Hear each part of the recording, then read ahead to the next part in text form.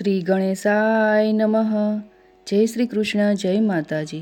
સ્વાગત છે તમારું અમારી યુટ્યુબ ચેનલમાં. મિત્રો, આજના આ વિડીયોમાં આપણે સાંભળીશું શ્રીમદ ભગવદ્ ગીતાના પ્રથમ અધ્યાયનું મહાત્મય.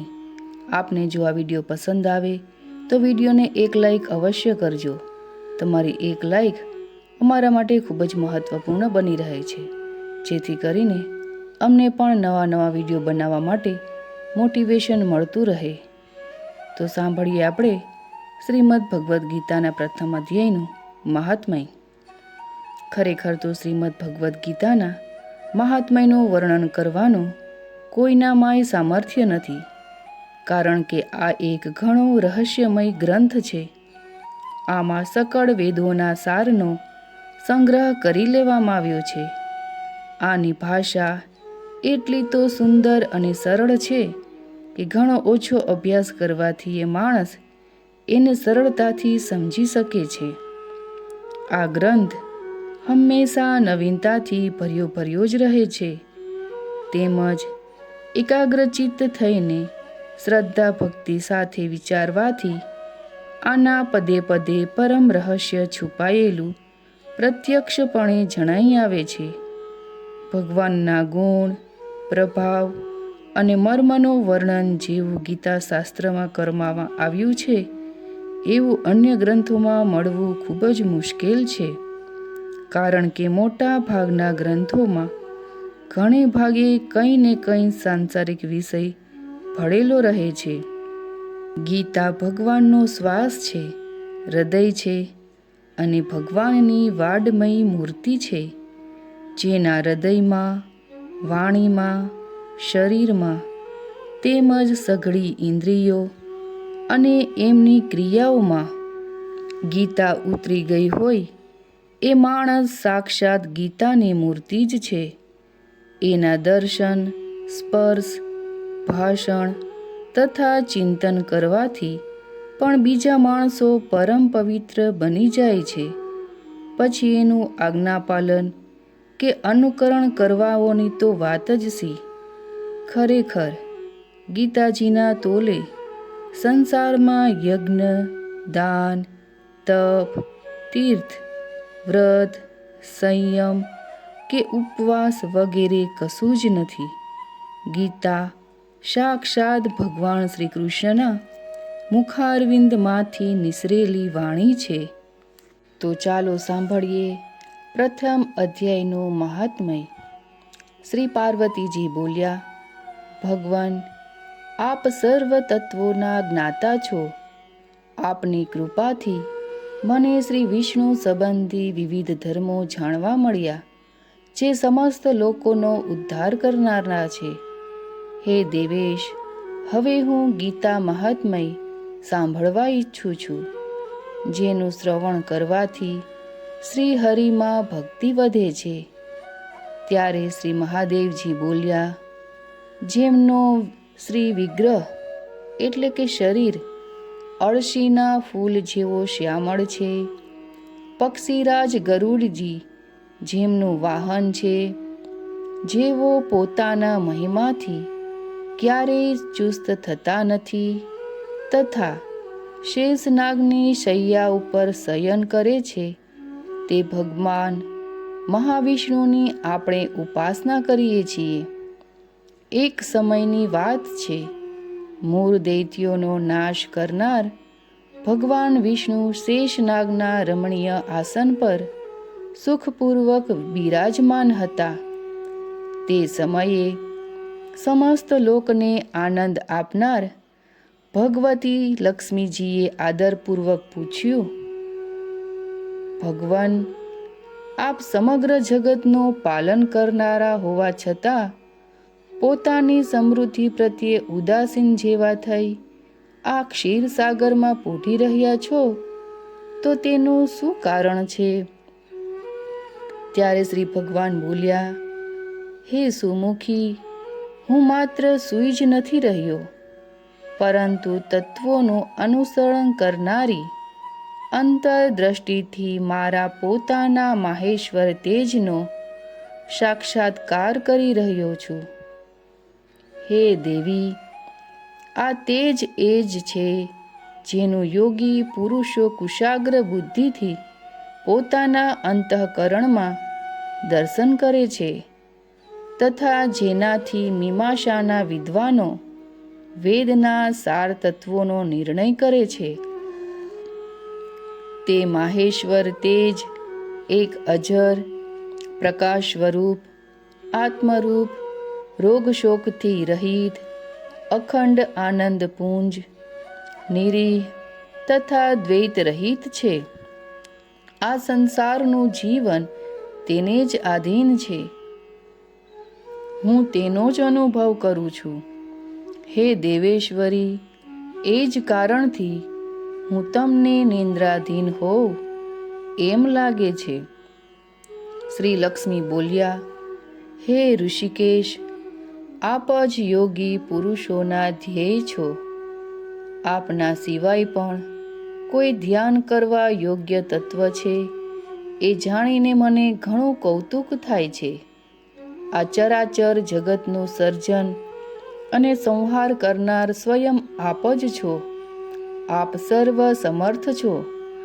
આવી સ્થિતિમાં હોવા છતાં જો આપ પરમ તત્વથી ભિન્ન હો તો કૃપા કરીને તેનો બોધ કરાવો.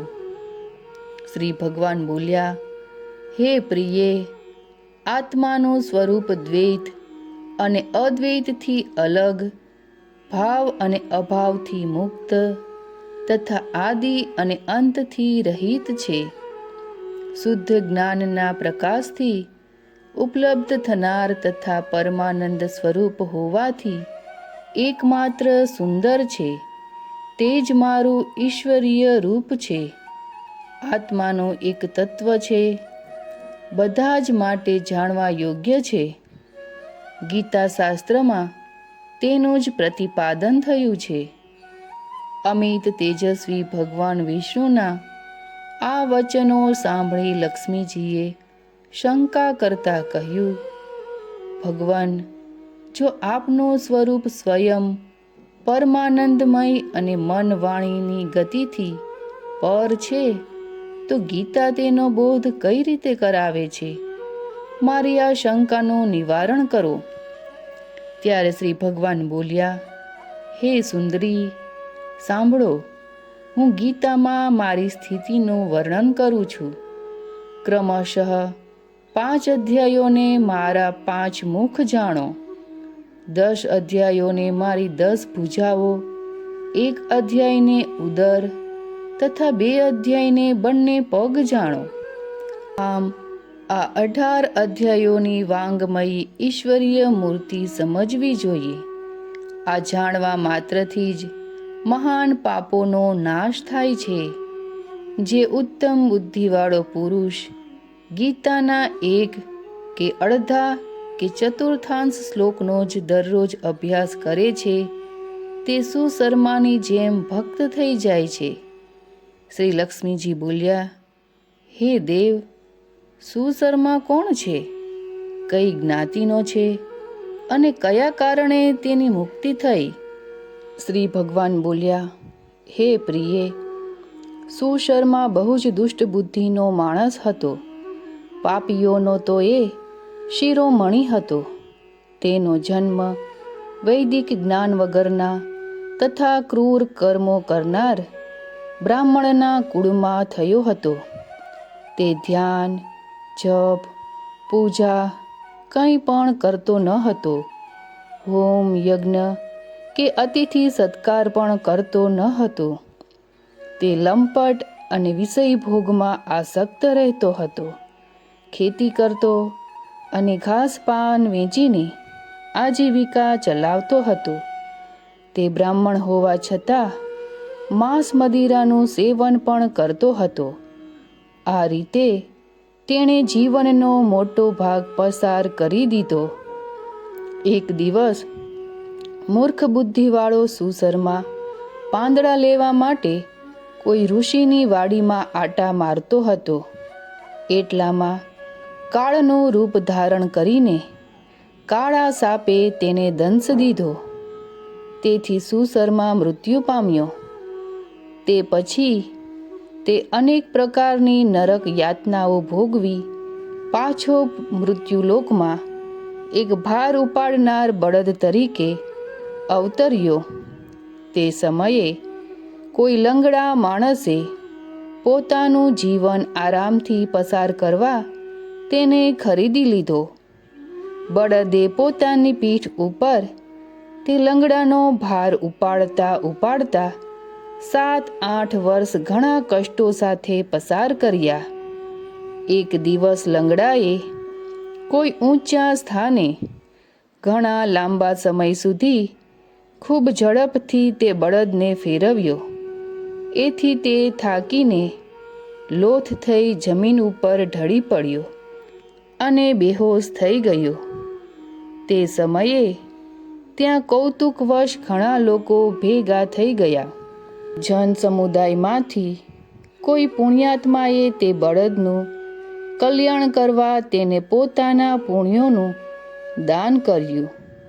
તે પછી થોડાક બીજા માણસોએ પણ પોતપોતાના પુણ્યોને યાદ કરી તેના માટે દાન કર્યું. એ ભીડમાં એક વેશ્યા પણ ઊભી હતી.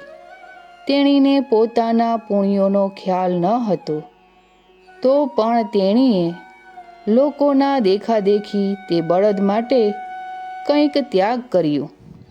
તે પછી યમરાજાના દૂતો તે મરણ પામેલ પ્રાણીને પહેલાં યમપુરીમાં લઈ ગયા. વૈશ્યાના આપેલ પુણ્યથી આ પુણ્યશાળી બની ગયો છે એમ વિચારીને તેને ત્યાંથી છોડી મૂકવામાં આવ્યો. પછી ભૂલોકમાં આવી ઉત્તમ કુળ અને ચારિત્ર્યવાન બ્રાહ્મણના ઘેર જન્મ્યો. તે સમયે પણ તેને પોતાના પૂર્વજન્મની વાતોનું સ્મરણ રહ્યું. ઘણા દિવસો પછી પોતાના અજ્ઞાનને દૂર કરનારા કલ્યાણ તત્વોનો જિજ્ઞાસુ થઈ તે પેલી વૈશ્યા પાસે ગયો અને તેના દાનની વાત કરતા તેને પૂછ્યું, તે કયા પુણ્યનું દાન કર્યું હતું? વૈશ્યાએ ઉત્તર આપ્યો, પેલા પાંજરામાં બેઠેલો પોપટ દરરોજ કંઈક બોલે છે, તેનાથી મારું અંતઃકરણ પવિત્ર થઈ ગયું છે. તેનું પુણ્ય મેં તારા માટે દાન આપેલું. તે પછી તે બંનેએ પેલા પોપટને પૂછ્યું. ત્યારે પોપટ પોતાના પૂર્વજન્મનું સ્મરણ કરી પ્રાચીન ઇતિહાસ કહેવા લાગ્યો. પોપટ બોલ્યો, પૂર્વજન્મમાં હું એક વિદ્વાન હતો. હું મારી વિદ્વતાના અભિમાનમાં મોહિત હતો. મારામાં રાગ દ્વેષ એટલા વધી ગયા હતા કે હું ગુણવાન વિદ્વાનો પ્રત્યે પણ ઈર્ષ્યા રાખવા લાગ્યો.